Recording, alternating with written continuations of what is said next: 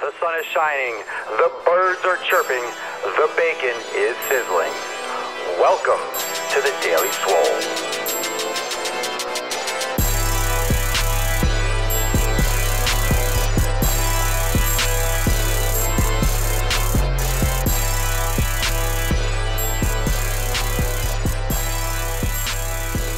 Welcome everyone to episode 177 of the Daily Mother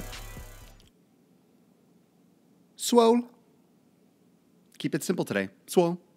Thank you for joining me live on Busker. Thank you for joining me live on Facebook and Periscope. And also thank you for joining me on YouTube if you're watching on YouTube. You can also catch this on SoundCloud, iTunes, and Stitcher as a podcast. So thank you for joining me wherever you are joining me. So if you haven't checked out my Facebook page, facebook.com/Swolenormous, check out my latest video, my latest spotlight video. And that video is called Your Wake Up Call. And that's on Swolenormous on Facebook, facebook.com/Swolenormous. So check that video out. It's in your face. It's the truth, and it might motivate someone and give someone a little slap upside the head that needs a little push. And it's meant to be motivational. It's meant to be really straightforward and, you know, right to the point. I don't beat around the bush with any of my material, but that is a great little short clip of a video that can definitely benefit people out there. So if you're able to share that, like it, and get the word out, thank you for supporting me, and thank you for floating hearts on Periscope and Facebook, and also on Busker. So you can catch me on all those platforms. So the supplements that I like the most, I'm not taking a lot of supplements right now. I just do a little pre-workout, but I don't take any supplements I used to. So I just wanted to talk about what I have liked to take in the past. Now, supplements are up to you. I'm not endorsing any certain brand. I'm not endorsing any supplement in particular. I'm not telling you go take this. I'm not directing you to. Just as a default, you should be, talking to your physician. And if you have any health concerns, some of these supplements may be detrimental to you. So be careful and do your own research. Make sure you preface all of your extracurricular, supplementation, because these things aren't regulated. That's the first thing that I should get across, is that the supplement industry is not regulated by the FDA. So the FDA does not do double-blind human studies on any of these supplements. It's just pretty much what they tell you. And if they say, oh, this builds muscles, increases focus, it could be hocus pocus. They might not be putting exactly in the product that they say they are. Some of these bigger brands could be more reliable. That again, some of these bigger brands could have quality control issues, and some of these smaller brands could be a little more mom and pop organic type shops that are trying to build a name for themselves. They might be putting out a really quality product, so you don't know necessarily what you're getting. You have to do your own research. And what I have done in the past is buy the raw ingredients, the ingredients in bulk, and I'll weigh them out on a micro scale. And it's a little bit more tedious. It tastes like shit. You have to, just bite the bullet when you drink it, because they put a lot of artificial sweeteners in these pre-made products. There's no way BCAAs taste like blue raspberry, because BCAAs taste like chemical asshole. So if you are really interested in taking it pure and not getting in all the yellow 5 or the blue 40 and all this extra crap that they put in these supplements, that's what you're going to do. You're going to take it raw. But with these pre-made, blends where they put all the sweeteners and the flavorings, you're getting a lot of extra chemicals. So you have to do a little bit more work, but you could also get bulk products at a much cheaper price. So instead of spending $30 for a container for 30 servings, you might be able to spend $45 and get 3 months out of it. You just got to do a little bit more work, and you have to store them properly. The number one supplement that has proven to work, that is safe, that is the most studied supplement in the entire world is caffeine. Now, caffeine is great. It's a central nervous stimulant, and it will give you a boost before your workout. If you're sensitive to caffeine, you might want to use it sparingly. Everyone's different. You could use anhydrous caffeine, powdered caffeine. You have to be very careful with weighing that out. A lot of times it comes in capsules for a reason. If you buy powdered caffeine, you can have a serious issue. If you scoop too much, you can have heart concerns, or you can die if you take a big scoop, like a tablespoon of caffeine powder. You can kill yourself. So be very careful if you do powdered caffeine. You can get 2,000 servings for like $7. It's dirt cheap, but you have to weigh it and you have to weigh it carefully. And I've taken a lot. I've taken a little bit more than I should have at one point, like 300 milligrams, but absorbs really quickly. And my heart rate went through the roof. It was intense. And that's normally not too much caffeine, but it was the absorption and the absorption factor and how quickly it got in. It was just intense. So be careful. You might just want black coffee. You might just want a shot of espresso before you work out. Everyone's different. But caffeine is a safe supplement when done properly, and it can be just enough you need for like a pre-workout for your training. And I drink coffee, so if you drink coffee, you get your caffeine in there. How do I get Batman hearts on Periscope? I have no idea. I just see hearts, and every once in a while I see a Batman. Maybe it's the frequency of hearts. Maybe it's how many hearts you've given me. Maybe if you tap them a lot, you'll get a Batman heart every once in a while, because I just see a lot of hearts floating from red and pink right now on Periscope, and every once in a while there's like a Batman shape. Just press it a few times. Yeah, keep on hitting it. Let's see how many Batman hearts I can get. Let's make that a thing. Creatine. Creatine is also a beneficial supplement. You will not retain too much water if you're drinking plenty of it. You don't need to load. You don't need to do anything crazy like that. Creatine is going to benefit people in different ways. It's really more beneficial for heavier weights, for higher intensity training. So if you're doing like 5 or 6 reps, it can help replenish, or sprints, it can help replenish your energy stores, your short-term higher intensity energy stores a lot quicker. So you don't have to do any of these crazy creatine, hydrochloride, or any of these different brands that are coming out. Creatine monohydrate works.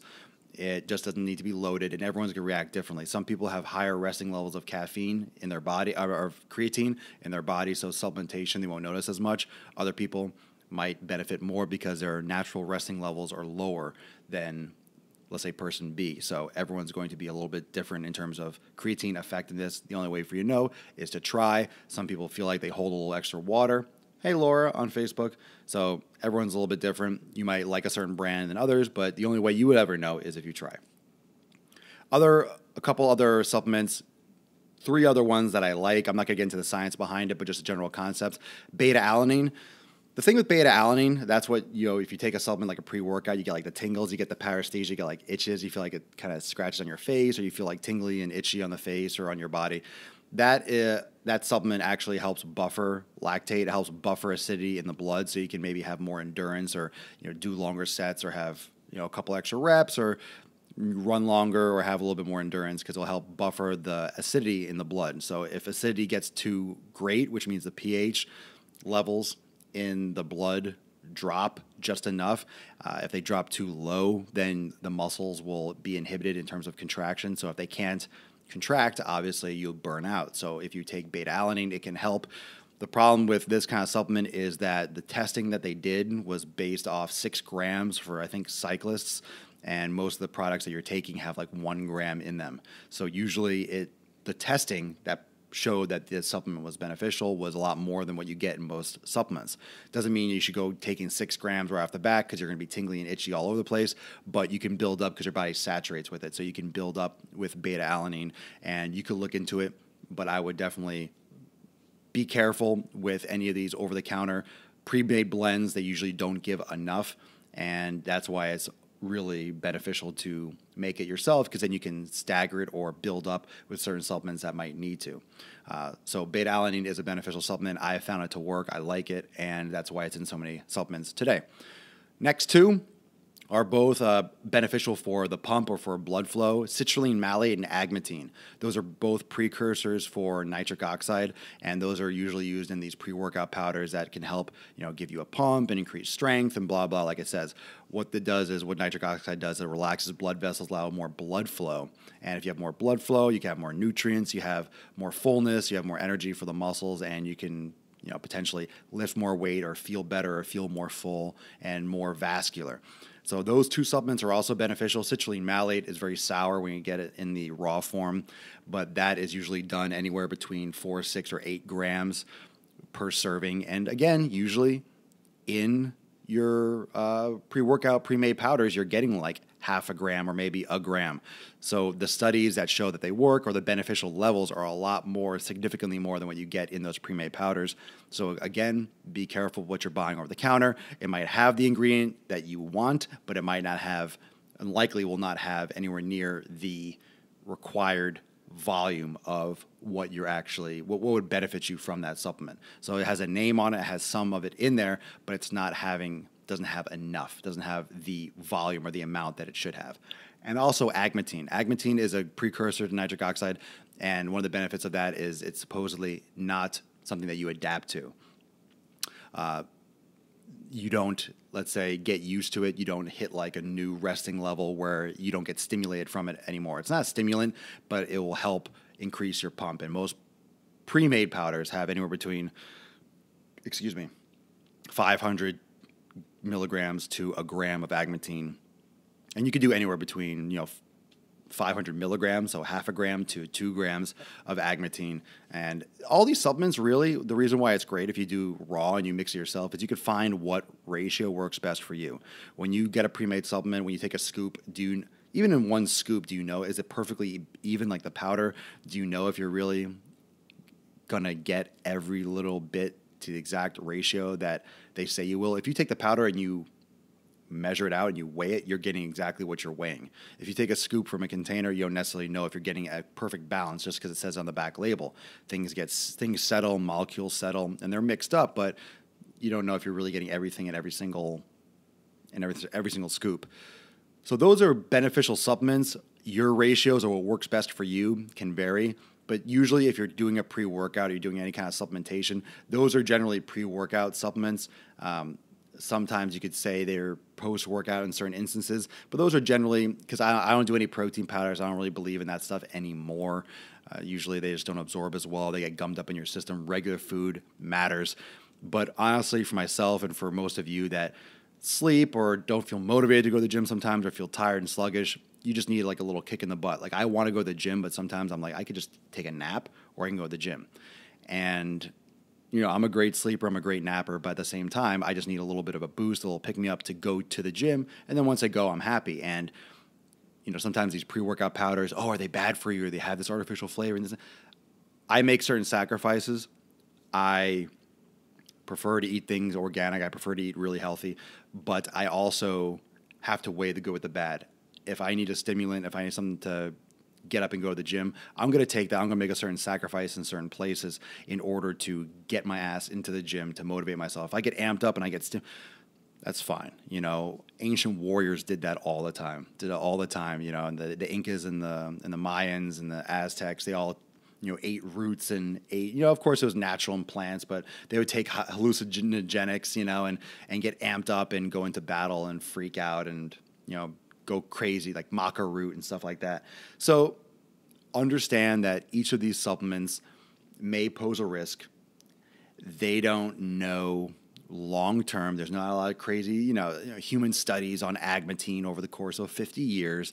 They don't have longitudinal studies on this stuff yet. Will they ever? Maybe, but everyone's so butthurt about human testing that a lot of this stuff doesn't get out there. There's more intense stuff. Of course, there's anabolics, there's steroids, there's all these different things, but these are some over-the-counter supplements that can be beneficial, to someone that's looking for a little bit of edge in their training. At the same time, there's really no good meal replacement. I just saw that question. There's no good meal. I'm not even going to recommend one because there's really nothing that's good out there. If it's not food, nothing replaces food. Really, nothing replaces food. I mean, it's just marketing. Nothing replaces food. You should be eating food, making snacks, making small meals. You could do that. You don't need a meal replacement. If you're thinking meal replacement, here's one of the things I was going to talk about, the reason why I'm not recommending any protein powders or anything of that sort, and it's all like pre-workout stuff, is that when you start focusing too much on supplements, and these supplements aren't going to make you, if you're overweight, these what I just listed off here is not going to shred you up and all of a sudden you lose weight. You don't have abs, you take these, you're going to get abs. You might be motivated to go to the gym and train more, but a lot of times when I take a pre-workout, I'm like, okay, I drink it. It's like, okay, now I'm going to the gym. It kind of like cements the fact that I'm going to the gym and I'm not going to drink it and then stay at home. So it gets my ass to the gym. So it's a little bit, it's as much psychological for me as it is for a physical benefit or a central nervous stimulant. You have to find what works for you. If you like a meal replacement and you find one and you take it and you lose weight and you feel great, that's fine. It's your life. I'm not going to recommend anything besides food. I'm not going to recommend you eat anything like a bar, something that stays in a fucking package like a brick for 6 months and still tastes like chocolate chip cookie dough. It's not good for you. Let's just be honest. It's not good for you. Anything that's preserved that long is not good. It really isn't. You can't. I don't care what research you can show me. That's going to show me that. That's going to tell me that that's good. Even nuts get stale if you leave them out. Because you seal it off in plastic. It's just a gross concept. Just eat food that rots. Eat food that goes bad. And just eat. You want more protein? Eat more protein. Eat more carbs and eat more carbs. And there are always tweaks. There are always individual things that you can do. But it's just really important to focus on the whole foods and focus on the main, your main source of nutrition. When you start leaning more towards supplements, you lose focus on what's important. You lose focus on the content of your diet. You lose focus on the content of your training. You lose focus on your mentality. If it's going to get you to go to the gym and keep you on point and keep you motivated, that's different. But just relying on shakes like what is a good meal replacement, or what's a good protein to take, or what's a good supplement to take. If you're asking what's a good supplement to take, you're already missing parts of your training. I can tell just by the way you're asking, just why you're asking that question that way. You're already missing a piece because you're focusing on the supplement rather than tightening things up what you're doing already with your nutrition. And a lot of times, just with nutrition alone, you'll make all the leaps and bounds, and generally there's some holes with that, and tightening that up is more important than what powder you can take or what else you can buy, okay? And that's just a general psychological concept, and I know sometimes it's hard to grasp that, just because the industry is so big. No, you're welcome, Laura, and that's a great question, and I'm not saying this to be rude, of course, but the industry, it's a multi-billion-dollar industry, and they make so much money. And everywhere you go to a gym, you see a container, you see a fridge with all these different drinks. Every time you think anything about fitness, you're on a website, you're reading a magazine. It's just ads for proteins, for bars, for this, for that. And there's a reason for it, because people buy it and they make a shitload of money. And the problem is they make it seem like fitness and these supplements and these products go hand in hand, as if people weren't active and in shape and climbing trees and doing everything long before anyone even knew what a gym was. So the industry, the market, has done an amazing job with tying in supplements as if it's like interconnected and interdependent on fitness itself. They've done a brilliant job, really, because most people that go to a gym, they take something. I'm no different. A lot of times I take, but a lot of people take a lot of stuff and they're not eating properly, and they blame or they look to what else to take to get more change. And this is getting a little bit off topic, but it's something that's great to talk about, and I could even maybe continue this tomorrow. But you have to look at the right places. And the marketing and the commercialized aspect, it's like Halloween, it's like Thanksgiving, it's like Christmas, it's like President's Day when they have fucking car sales because of some arbitrary day that they made up. It's just the marketing and the advertising is so extremely shrewd and, on point with fitness that it's tied in together. Most people do not have a membership or go to the gym thinking that they can do it without something that they have to take. Okay? And it's just, it's just the way it is, and it's just what we're exposed to. On Facebook Live, how do you eat healthy when you're deployed in Afghanistan and your choices are limited? Wow, I have no idea. That's a good question. I have no fucking idea. For one thing, I can't speak on that because I am not in Afghanistan. I have no idea what you have access to. If you tell me what you have access to, I can maybe give you some suggestions, but first off, if you're deployed in Afghanistan, thank you for your service. I appreciate it. And I think everyone on Periscope and Facebook Live and anyone that's watching can agree with me on that. Thank you for your service and for protecting the country and the world. I just do not know what to tell you to eat. I mean, the fact that you guys get food over there and have like probably a lot more than I would realize is amazing in itself. But, it depends on what you're trying to do. I mean, you have a different goal, honestly. I mean, if you're deployed, your goal is different than someone who's, I'm trying to lose weight and get in shape. You're also training for a different purpose. You might not always have access to consistent training because if you're on patrols or you're doing things out there, with military duty. But like anything else, it's like anything else. Your choices are limited. You can limit how much you eat, in terms of, let's say you're gaining weight, which I doubt in the military. Usually people don't gain weight in the military. You can, watch carbohydrate intake in the evening in terms of storing extra body fat, get as much sleep as you can. You can just make cleaner choices, because I'm sure there are going to be beneficial choices. There are probably people that I'm not sure if the military supports like vegetarian diets. I'm sure they have vegetables and things of all sorts, but I also have a lot of people that I know that are inactive or have been active in the military, and they're living off like MREs, meal replacement. It's just and you get what that's sometimes like all you have, and there's nothing you can do about it. So in terms of what you can do to eat healthy is you eat as healthy as you can when you can. And unless I have more details, I can't give you details, but it's a good question. It's just, that's going to be what you can do, whatever you can do. So thank you for joining me for episode 177 of the Daily Swole about supplements. Those are things to look into, but remember, no supplement is worth it if your diet isn't on point, if you don't have that organized and under control. Make sure you check out my Facebook page, facebook.com/Swolenormous, for my latest video. This is your wake-up call, and that's what it's called. It's called This Is Your Wake-Up Call. You can also find a ton of videos. I just posted episode 176 of the Daily Swole on my YouTube channel, YouTube at Swolenormous. That's where you're going to find 600 videos of all sorts of awesomeness.